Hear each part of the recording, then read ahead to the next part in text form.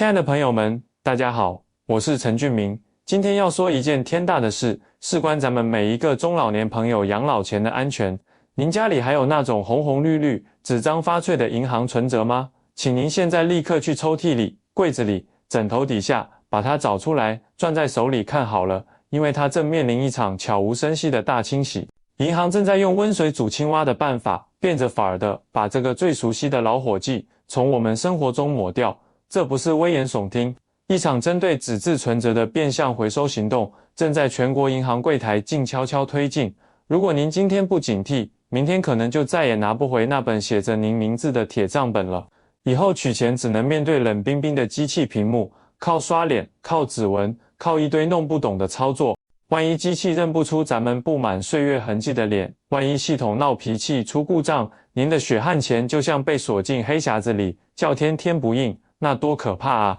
所以，如果您觉得这事跟您相关，恳请您动动手指，给健康永驻点个关注，再按下小铃铛。您这一个动作，就能让平台把这条提醒推送给更多珍视踏实感的老兄弟、老姐妹。咱们必须抱成团，才能在这场无声的战役里，守住晚年那份稳稳的安全感。好，闲话不多说，直接切入正题。为什么我用了变相回收这么严重的词呢？因为银行精明得很，他们心里跟明镜似的，要是敢直接发一纸公文，说从下个月起全国取消存折，那咱们这些老储户还不把银行的门槛给踏破了？他们担不起这个骂名，更扛不住这个压力，所以他们换了一套更隐蔽、更让人难以察觉的软刀子策略，一步步的诱导咱们自己放弃。大家不妨回想一下，最近这1-2年，您去银行柜台办业务的时候，有没有遇到过一些不同寻常的热情？比如说，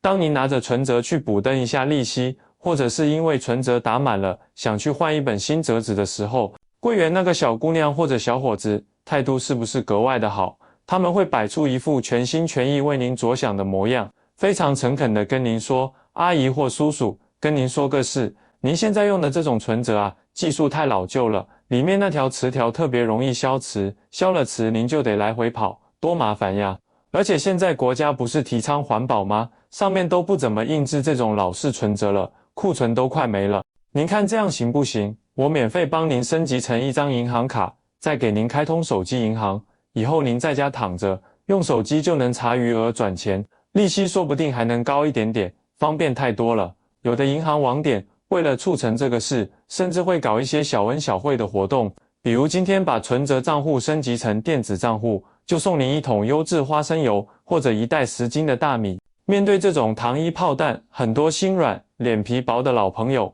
或者总觉得不想给年轻人添麻烦的老朋友，很可能就在那一瞬间，心思一松，就点头答应了。您心里可能想，反正钱存在银行里，存折和卡不都一样吗？银行还能骗我不成？再说，还能白得1桶油，挺划算的。可您知道吗？就在您点头说好吧的那一刻，就在您在那张您可能都没仔细看的业务申请单上签下自己名字的那一刻，一场您看不见的告别仪式就完成了。柜员手里那把小小的剪刀会咔嚓一声，干净利落地剪掉您就存折上那条黑色的磁条，或者拿出一个印章，啪的一下，在存折扉页盖上一个刺眼的鲜红色的作废或注销字样，就这么一下，您和您那本看得见、摸得着、翻起来哗哗响的财富凭证就永远的告别了。从这一刻开始，您的钱就从纸上清清楚楚的数字，变成了一串存储在银行服务器深处的电子代码，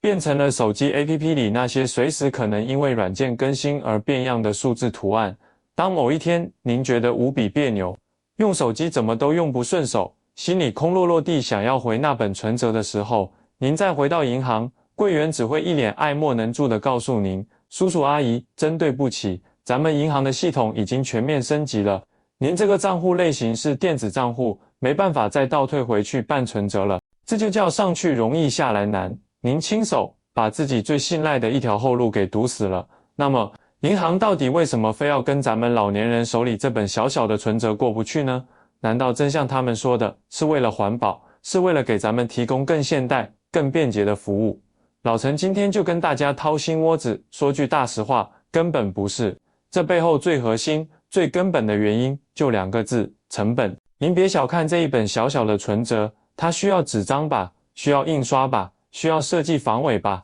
这些虽然摊到每一本上钱不多，但全国加起来就是一个巨大的数字。然而，这还不是最主要的成本，最关键的是，存折这个业务，它几乎必须依赖人工柜台来办理。您拿着存折去取钱，柜员得接过来，输入密码，操作系统，然后用那台吱吱作响的针式打印机，一行行把交易记录打上去。这每一个环节都需要一个活生生的柜员坐在那里，需要银行支付工资、缴纳社保，需要维护那个专门的柜台和那台老旧的打印机。而对于银行来说，现在最贵的就是人力成本，最想减少的就是线下网点。他们做梦都想把所有客户都赶到24小时不休息的 ATM 机上去，赶到手机银行 APP 里去。那样的话，他们就能大量缩减柜台人员，甚至可以关掉一些客流量少的网点，省下房租、水电、人工等巨额开支。所以，您看明白了吗？消灭存折，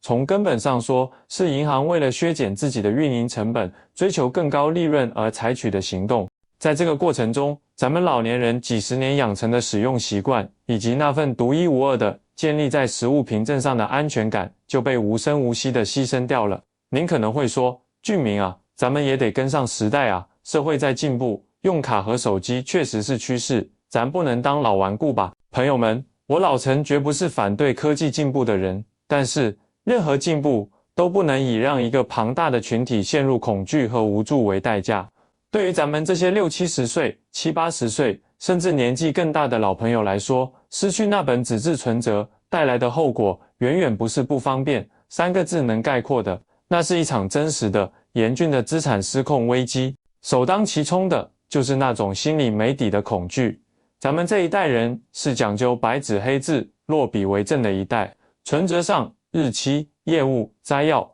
存入、支出、利息、余额、一行行、一页页都用最结实的打印字体印得清清楚楚。今天我去取了500，余额还剩多少？这个季度利息打了23块8毛5，本息合计多少？一目了然。这本折子咱们可以放在枕头下，可以锁在抽屉里，随时拿出来翻看，心里踏实的像压了一块秤砣。可换成银行卡呢？它就是一个塑料片。换成手机银行呢？它就是屏幕上一串会变动的数字。咱们很多人记性不好了，那复杂的6位数取款密码，今天记了，明天忘。咱们眼睛花了，手机屏幕上那些小的像蚂蚁一样的字，就算调到最大也看得费劲。现在的手机软件，隔3差5就跳出个更新，界面一变，图标一换，连按钮都找不到了。年轻人用着都头疼，更别说咱们了。我见过太多这样的老人，因为不会操作手机，想查一下退休金到没到账，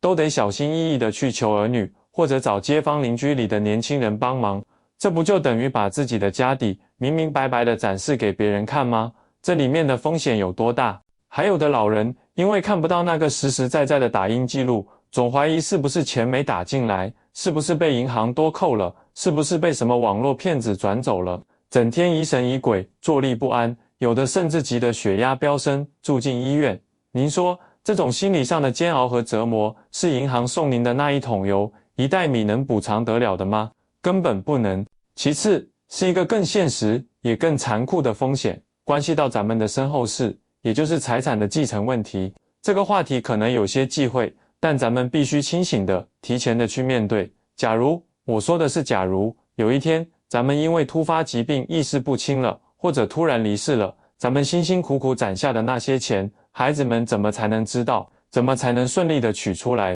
如果咱们留给他们的是几本存折，那么孩子在整理遗物的时候，一眼就能看到，哦，爸爸在工商银行有个存折，里面有3万，在邮政储蓄还有个存折，里面有2万，清清楚楚，明明白白。哪怕孩子一时不知道密码，他们也可以拿着存折、您的死亡证明、亲属关系证明这些文件，去走合法的公证继承程序，这笔钱总能想办法取出来，这是您留给他们最后的心意和保障。但是，如果您手里只有1张甚至几张银行卡，而您又没来得及告诉家人密码，或者更糟糕，您连卡都没有，钱全都放在某个手机银行的电子账户里，那么当那一天来临，孩子们可能根本不知道您在哪家银行还有存款，他们不可能跑遍全市、全省所有的银行机构，一家一家的去问，请问我父亲在你们这有账户吗？这如同大海捞针。如果您的手机设置了锁屏密码，他们解不开，或者您之前因为节省费用把那个绑定的手机号给注销了，那么您存在电子账户里的那些钱就真的成了无主之财，永远的沉睡在银行的数据库深处了。按照相关规定，长期不动且无法联系到户主的账户，最终会怎么处理？很可能就变成了银行的利润。您想想，咱们省吃俭用一辈子攒下的养老钱，给子孙留的念想，最后就因为换掉了那本存折，莫名其妙的送给了银行。您说这冤不冤？这口气咱们能咽得下吗？再来说说那个被银行吹得神乎其神的刷脸取款。现在很多所谓的智慧网点大力推广无卡化服务，说您不用带卡也不用带折，只要在机器前面刷个脸，按个指纹，钱就自动吐出来了。听起来是不是特别高科技，特别方便？可我告诉您，对于咱们老年人来说，这很可能是一场尊严的灾难。机器是死的，它的识别程序是僵硬的，咱们老年人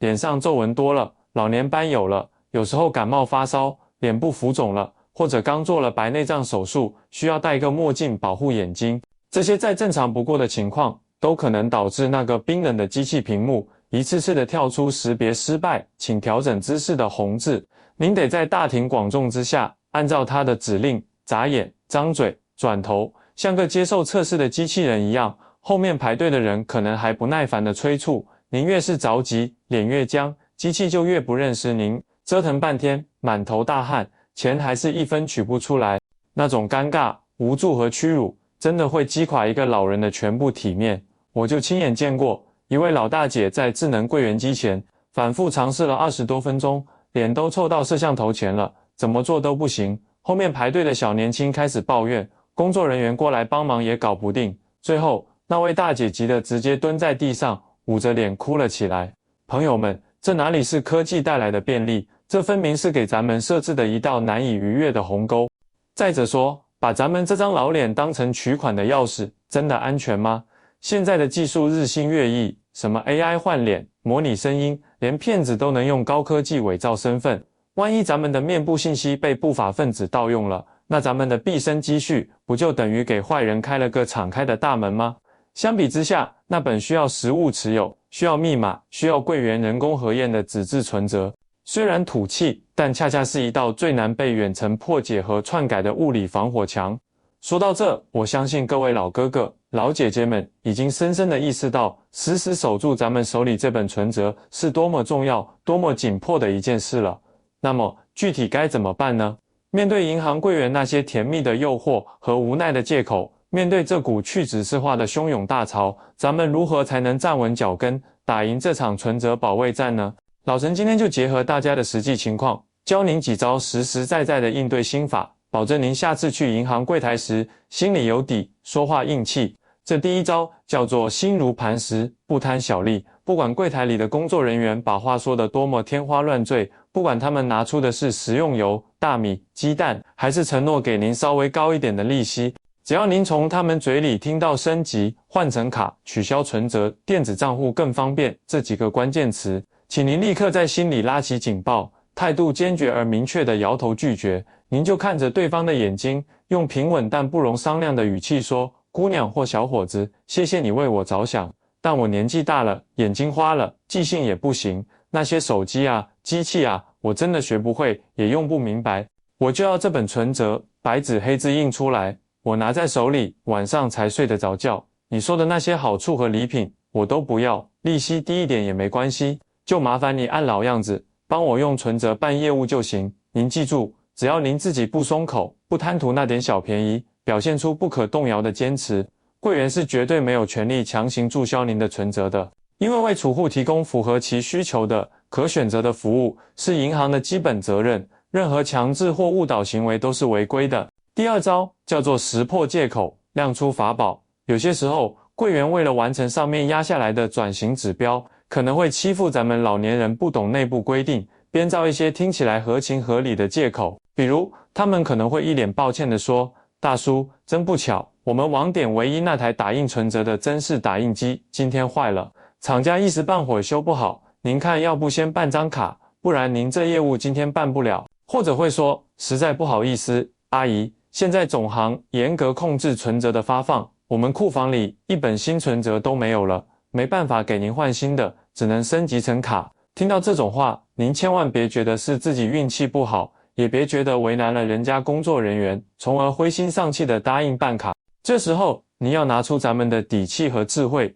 您可以稍微提高一点音量，但依然保持礼貌地说，打印机坏了，是你们银行自己设备维护的问题，可不是我客户的问题。你们这么大一个银行，连一台能用的存折打印机都保障不了吗？如果真是这样，那麻烦你把你们值班的大堂经理或者网点负责人请过来，我亲自跟他反映一下这个情况，或者我现在就打个电话到银保监会的消费者投诉热线问一问，是不是国家有规定不让银行给老年人提供存折服务了。您放心，只要您把找领导和向银保监会投诉这2件法宝亮出来，那个坏了的打印机很快就能奇迹般的修复，那个空空如也的库房也总能变出新的存折来。银行最怕的就是来自监管部门的投诉和问责，尤其是涉及老年人金融服务便利化的投诉，往往是一查一个准。很多时候，他们也是在试探，您态度越软弱，他们就越会推进那个换卡流程；您态度越坚决，